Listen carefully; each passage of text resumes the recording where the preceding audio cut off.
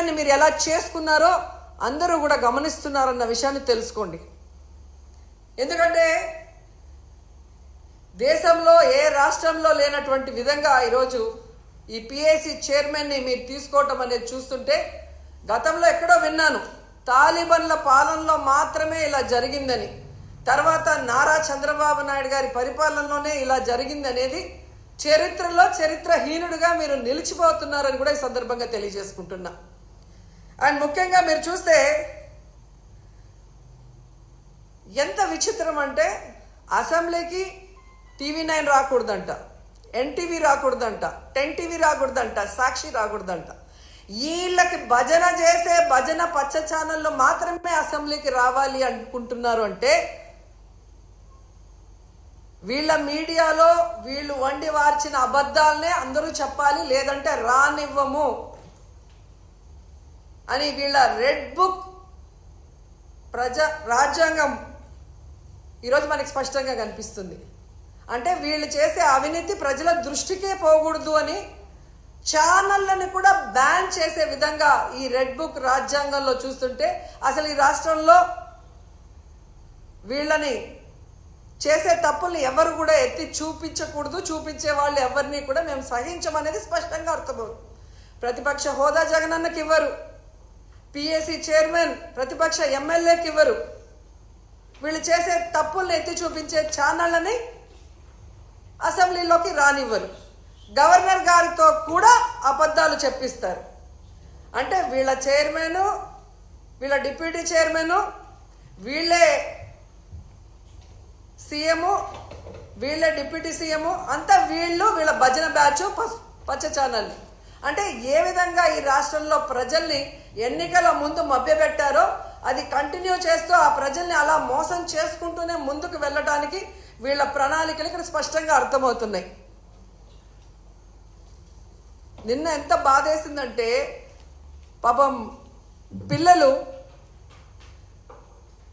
వీళ్ళు ఉద్యోగాలు ఇస్తారని ఇవ్వకుండా వాళ్ళని మోసం చేస్తే రోడ్డు మీద కూర్చొని 2 చెప్పులు చేతిలో పట్టుకొని వీళ్ళని నమ్మి వీళ్ళకి ఓట్లేసి గెలిపించినందుకు మా చెప్పుతో మేమే కొట్టుకుంటున్నామని వాళ్ళు చంపలు వాయించుకుంటున్నారు.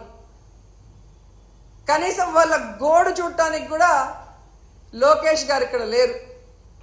దుబాయ్లో పాకిస్తాన్ ఇండియా క్రికెట్ కూలింగ్ గ్లాసులు వేసుకొని కలర్ఫుల్గా చూస్తున్నాడు.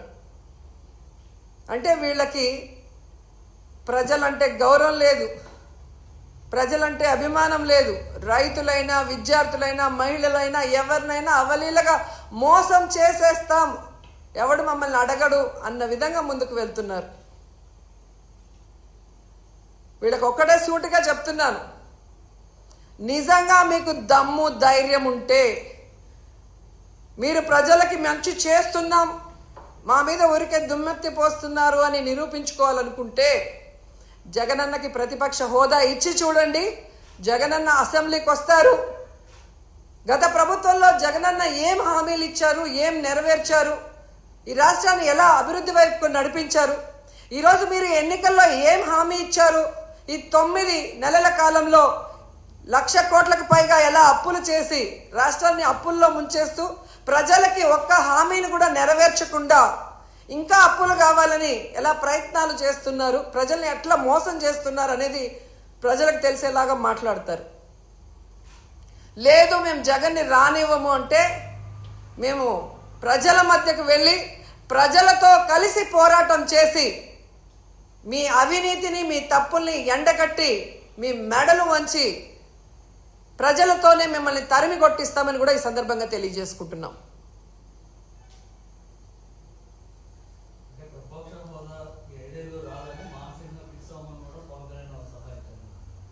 అదే అంటున్నాను సార్.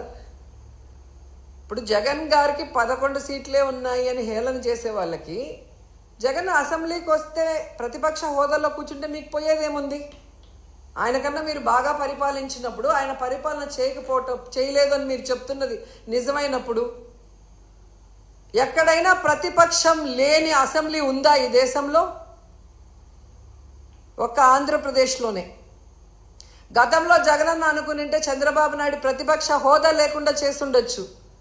కానీ ప్రజాస్వామ్యాన్ని గౌరవించే వ్యక్తిగా జగనన్న ఆ రోజు చంద్రబాబు నాయుడిని ప్రతిపక్ష హోదాతో కంటిన్యూ చేశారు. వీళ్ళు చేసే నీతిమాలిన రాజకీయాలు ఆ రోజు చేసుంటే ఆయనకి ప్రతిపక్ష హోదా ఉండేది కాదు. ఎందుకంటే ఏ రాష్ట్రంలో అయినా ఒక ప్రతిపక్ష పార్టీ ఉండాలి. అధికార పార్టీ ఏదైనా తప్పులు చేస్తే అవి ఎత్తి చూపించాలి, నిలదీయాలి. వాటిని అధికార పార్టీ సరిదిద్దుకొని ప్రజలకి అండగా నిలబడాలి. దీనికే అసెంబ్లీ అనేది ఉంది. అంతేగాని ప్రజల్ని మోసం చేస్తాం, మాకు నచ్చినట్లు మేము ఈ రాష్ట్రాన్ని అప్పుల పాలు చేస్తాం, మా మీద ఎవరు మాట్లాడినా వాళ్ళని అరెస్ట్ చేసి దొంగ కేసులు పెట్టి లోపల పెడతామంటే ఎక్కువ రోజులు అవి జరగవు.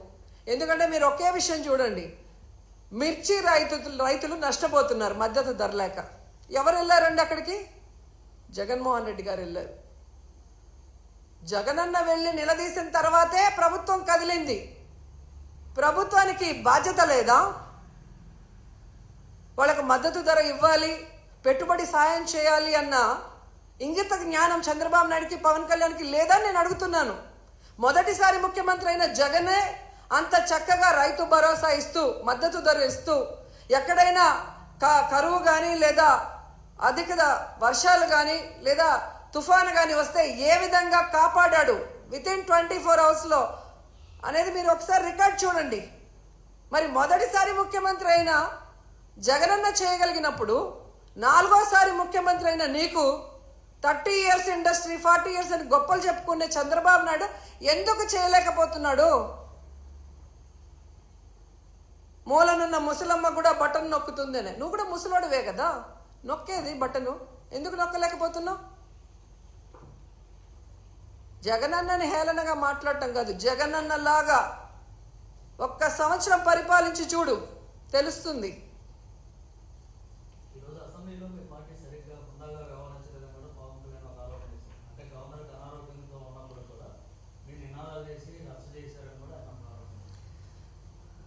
ఏమని చెప్పారు?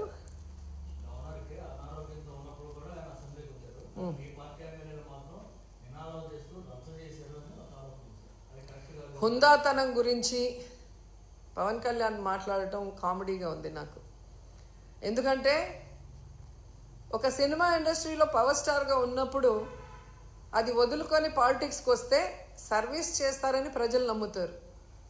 కానీ ఏ రోజుకి ఆ రోజు, ఏ ఎండకు ఆ గొడుగు పట్టుకుంటూ తన స్వలాభాన్ని చూసుకుంటూ ప్రజల్ని గాలి కొదిలేయటం ఈ రాష్ట్ర ప్రజలు ఆయన పార్టీ పెట్టిన రోజు నుంచి గమనిస్తున్నారు.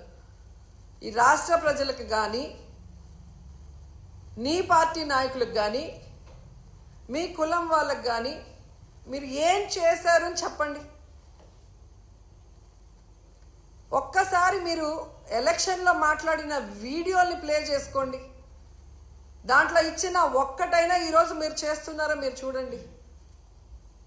రౌడీల్లాగా అరిచేది మీరు, హుందాతనం లేకుండా జగనన్నని ఏది పడితే అది మాట్లాడేది మీరు. మళ్ళీ మాకు మీరు నీతులు చెప్తా అంటే ఎంతవరకు కరెక్టు? ఈరోజు గవర్నర్ గారి మీద గౌరవం ఉంది కాబట్టి జగనన్న అసెంబ్లీకి వచ్చారు, వచ్చి వినేసి బయటకు వచ్చాం. మీరు ప్రతిపక్ష హోదా ఇస్తే వచ్చి మీరు ఏం తప్పులు చేస్తున్నారు, మీరు ఏ హామీలు ఎక్కొట్టి ప్రజల్ని మోసం చేస్తున్నారో క్లియర్గా చెప్తారు. జగనన్న చెప్పేది తప్పంటే మీకు టైం ఎక్కువ ఇస్తారు కదా, అప్పుడు నిరూపించుకోండి.